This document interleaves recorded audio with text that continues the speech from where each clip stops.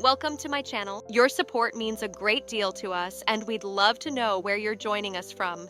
Are you at home or on the go? Feel free to share with us below. Now, let's dive into today's story. When Trust is Broken. My name is Claire, and my job is to help those who are injured, both physically and emotionally. I am a surgeon at the city hospital, where every surgery is a challenge. But over the years of working here, I have learned that the most important thing is not just healing the body, but maintaining trust in the people around you. And that is why, when my trust was shaken, it became the biggest challenge of my life. My husband, James, is a graphic designer, a talented and passionate man about his work.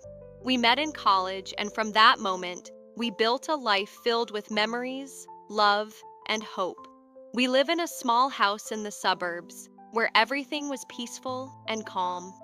Our home was always filled with laughter, the sound of Lucy, our adorable poodle, whose paw steps echoed around the house since we adopted her as a puppy. I always thought that our life was a perfect love story, until small changes began to appear in James's behavior. At first, I didn't pay much attention, thinking it was just some minor changes in everyday life. However, when the changes became more noticeable, I couldn't help but notice. James began working late more often, long nights full of work and unclear phone calls. I thought it was just work, but then I started to notice something strange. He began using a new cologne, one he had never used before, changing the way he dressed, and paying a lot of attention to his appearance.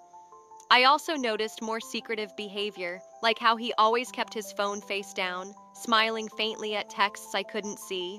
One evening, after a long shift, I came home to find James cooking dinner. The scene was very ordinary, but something felt off. He smiled at me and asked how my day went, but his eyes lacked the warmth they once had. "James," I said, trying to stay calm, "you've been working late a lot lately. Is everything okay with the project?" He responded with a faint smile. "Yeah, just wrapping up a few things. You know how it is with deadlines." But his answer didn't convince me. I could feel that something wasn't right, and my heart was heavy with suspicion. That night, as I lay in bed, I couldn't stop thinking about James's behavior. I was restless and began to wonder if he was cheating on me. It was a thought I didn't want to believe, but it seemed like all the signs pointed to the same answer. In fact, I couldn't stop thinking about it. I started noticing other signs, receipts for dinners at places we had never been together, how he would change the subject when I asked about his day, and the sudden need for privacy when he was on his phone. One evening after dinner, we were sitting on the porch, and I decided it was time to confront him. "James, is there something you want to tell me?" I asked, my voice calm, but my heart was pounding. He looked at me for a moment, then shook his head. "No, Claire, everything's fine. You're worrying too much." His response was too quick, too rehearsed. I knew he was lying. The next day, while I was working at the hospital, I couldn't stop thinking about what had happened the night before. I was performing surgery on a patient when a thought struck me. What if James is seeing someone else? I wondered. And then I started noticing even more clear signs. The feeling of being abandoned and lonely began to grow inside me. One day, I decided to find the truth. I couldn't keep living with this doubt. After James left for work, I sneaked into his office. The room was as tidy as usual, but on the desk, I found a small notebook that I had never seen before.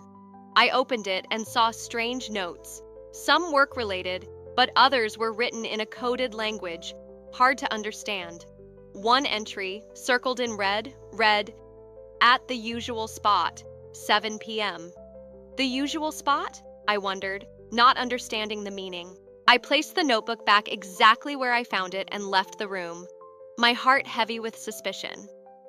I didn't know what to do, but I knew I needed to confront James.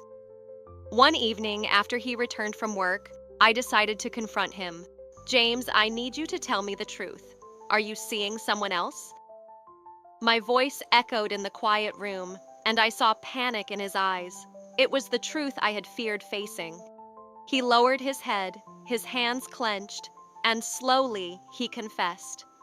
"I'm sorry, Claire, I was wrong. There is someone else." His words hit me like a physical blow. I couldn't say anything, just stood there, feeling as if the whole world was collapsing. But then a part of me felt a strange relief because, at last, I knew the truth. I needed time to think about everything. After James confessed, the air in the room became heavy. We both stood there in silence, not saying anything. The way I felt then was as if I had been torn apart. Everything in my mind seemed lost. The memories of the beautiful moments we shared together suddenly turned into painful wounds. James sat down, his eyes filled with tears, as if he didn't know how to face me. He opened his mouth but couldn't speak. The words he had said kept ringing in my head, making my heart ache. Claire, I don't know what to say. I'm sorry. I got too caught up in work and everything went too far. I shook my head, unable to say anything. I felt like I was drowning in a sea of disappointment. The feeling of betrayal wasn't just because I had found out about the other person, but also because I had not seen the changes in our life. I can't believe it. You've been lying to me all this time.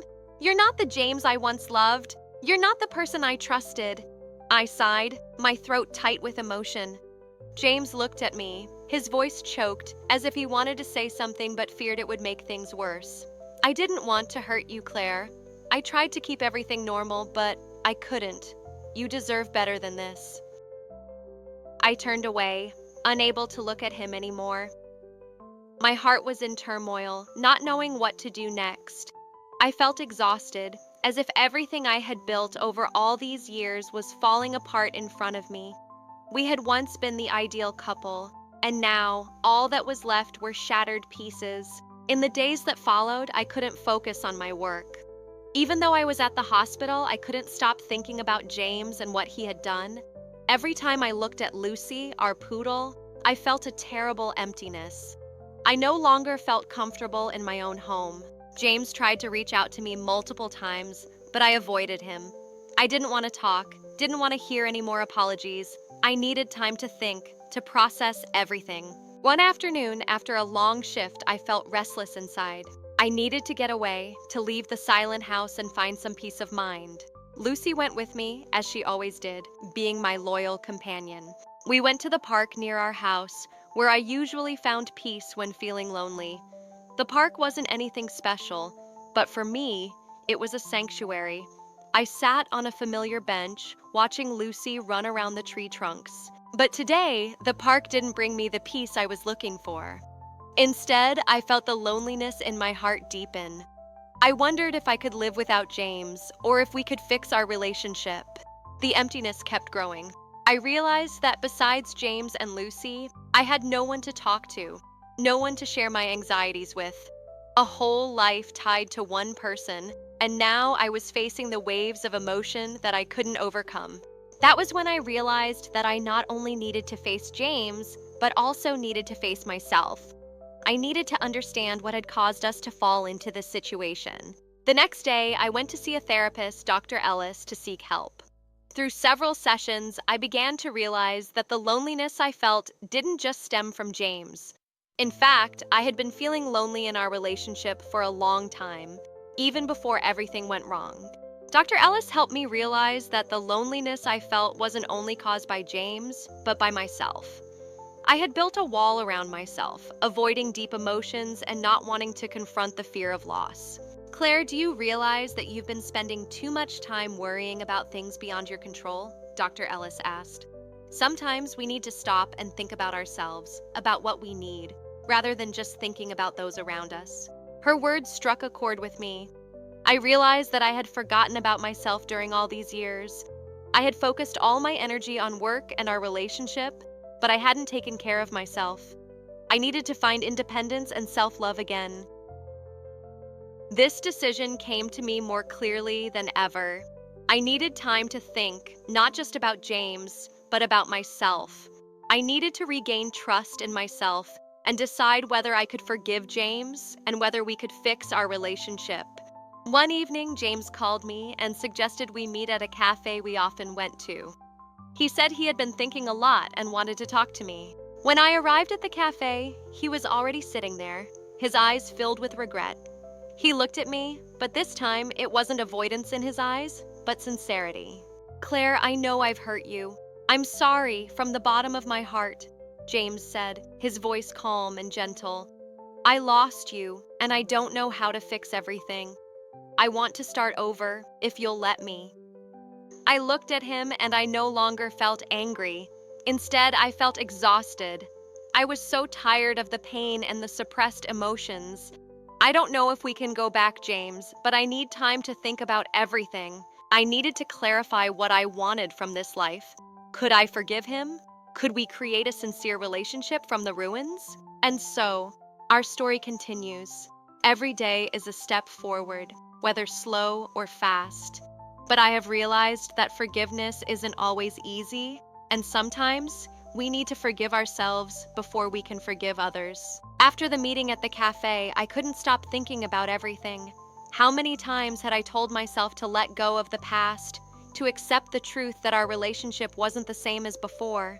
But in a moment, when I looked into James's eyes, I saw a man I once loved, someone I once trusted. He was really trying to change. Could it be that I was ready to forgive him, to start again? In the days that followed, I continued seeking answers for myself. I kept going to work, caring for patients, but my heart couldn't rest.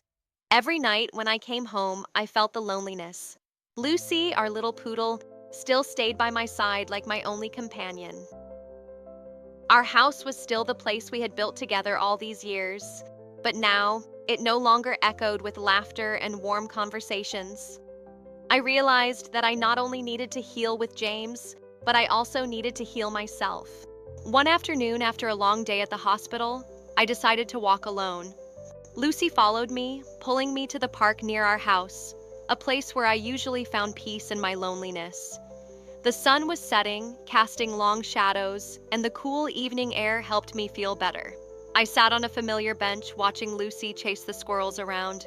I didn't know that in that moment I would make a decision that could change my life completely. I took my phone out and looked at old pictures, the happy moments we once had.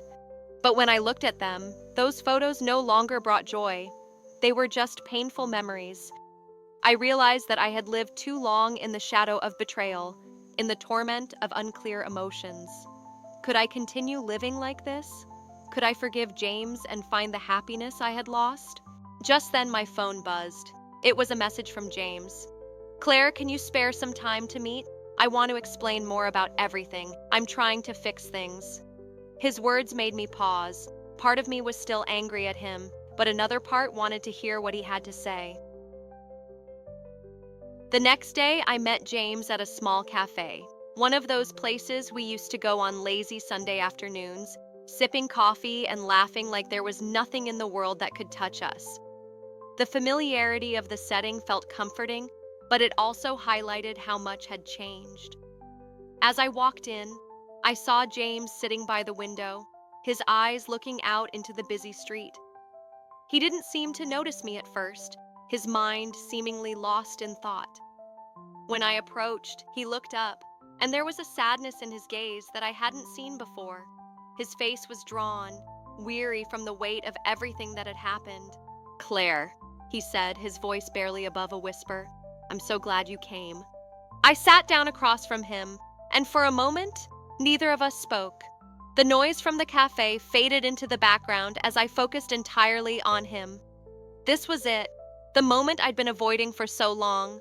I was here, facing the man who had broken my heart, but I wasn't sure if I was ready to hear what he had to say.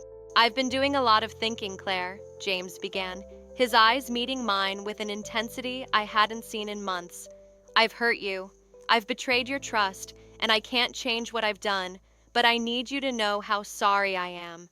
I've been so focused on my work, on trying to be successful, that I completely lost sight of the most important thing, our relationship." I took a deep breath, the air thick with emotion.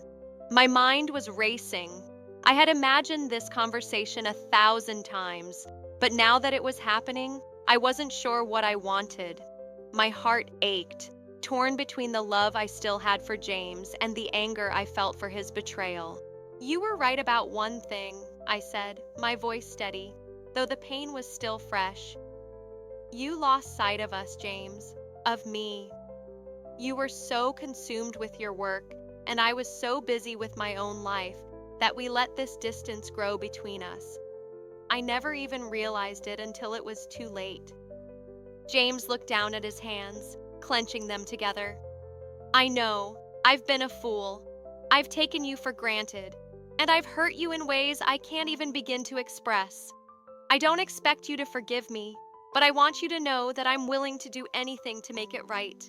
I want to prove to you that I can change, that I can be the man you need me to be. I felt a tear slip down my cheek before I could stop it. My emotions were all over the place. I had spent so many nights wondering if this day would come, wondering if James would ever be able to see the damage he had done. But now, seeing him like this, so vulnerable, so desperate for redemption, I wasn't sure what to think. Could I really trust him again? I don't know if I can forgive you, I said softly. I need time, James. I can't just let go of everything that's happened. But I'm willing to try. I'm willing to see if we can rebuild. But I need you to understand something. This is going to take more than just saying sorry. I need to see the change, not just hear it. James nodded, his eyes full of emotion. I understand. And I'll show you, Claire. I'll show you that I'm committed to making things right. I'm not asking you to forget, but I'm asking for the chance to prove that I can be the husband you deserve. We sat in silence for a while, the weight of the conversation settling in. The past had been painful, but maybe, just maybe, there was a future worth fighting for. I didn't know where this would lead, but I knew I wasn't ready to give up on us just yet. The days after that conversation were filled with a quiet tension. James made an effort. He truly did. He took time off work to focus on our relationship. We went to therapy together, something we had never done before. It wasn't easy, but it was a start. I could see the sincerity in his eyes, but it was hard to let go of the anger and hurt that had built up over the past few months. I also began to focus on myself more. I started going to the gym again, something I had neglected while we were in the midst of our turmoil. I took walks with Lucy in the park, enjoying the quiet moments of solitude. I spent time with my friends, reconnected with family, and took care of myself in ways I hadn't in a long time. I realized that for so long, I had put James and our relationship above everything else, including myself. Through all this, the pain of betrayal didn't go away. It never fully healed. But with each passing day, I began to see glimmers of hope. James was changing. He was proving it, little by little. He was patient with me, never pushing me to forgive him or to forget the past.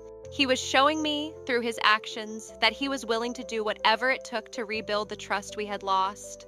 But there were still moments when I doubted. I wondered if I was doing the right thing by trying to fix this. Could we really start over? Or were we simply trying to salvage something that was beyond repair? One evening, after a particularly difficult therapy session, I found myself walking alone in the park. The sun was setting, casting a golden hue over everything. Lucy trotted happily beside me, her tail wagging as usual. I stopped at our favorite bench, the one where I had spent so many hours reflecting on my life, on James, and on everything that had happened. It was here, in this quiet space, that I realized something important. Healing wasn't just about forgiveness, it was about growth. It was about learning to let go of the past while still holding on to the lessons it had taught me. James and I had both made mistakes, but that didn't mean we couldn't move forward. We both had to grow, not just as a couple, but as individuals. Months passed, and James and I continued to work on our relationship. The road was long and filled with challenges, but with each challenge came a new opportunity to heal. We spent more time together, truly together, rediscovering the love that had once brought us together. James continued to prove that he was committed to making things right. He no longer worked late into the night, and he was open and transparent with me about everything.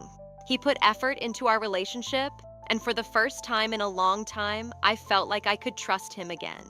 But the most important part of this journey wasn't just about James changing. It was about me changing too. I learned to forgive myself for allowing the distance between us to grow. I learned to trust again, not just James, but myself. I learned that healing takes time, and sometimes it requires letting go of the fear that holds us back from moving forward. One evening after a long week, we sat together on the couch, Lucy curled up at our feet. James took my hand, his touch gentle but firm, and looked at me with a warmth I hadn't seen in so long. "Claire," he said softly, "I know we still have a long way to go, but I just want you to know how much I love you. You've been patient with me, and I can't express how grateful I am for that." I smiled, my heart full. "I love you too, James, and I'm willing to keep trying, for us." We weren't perfect, our relationship wasn't perfect, but we were rebuilding, one step at a time. And as I looked at James, I realized that maybe, just maybe, this new chapter could be even better than the last. Life wasn't perfect, but it was ours. We had learned from our mistakes, grown stronger in our love, and found a way back to each other. I didn't know what the future held, but I was ready to face it with James by my side. Together, we had created a new beginning, and that was all that mattered.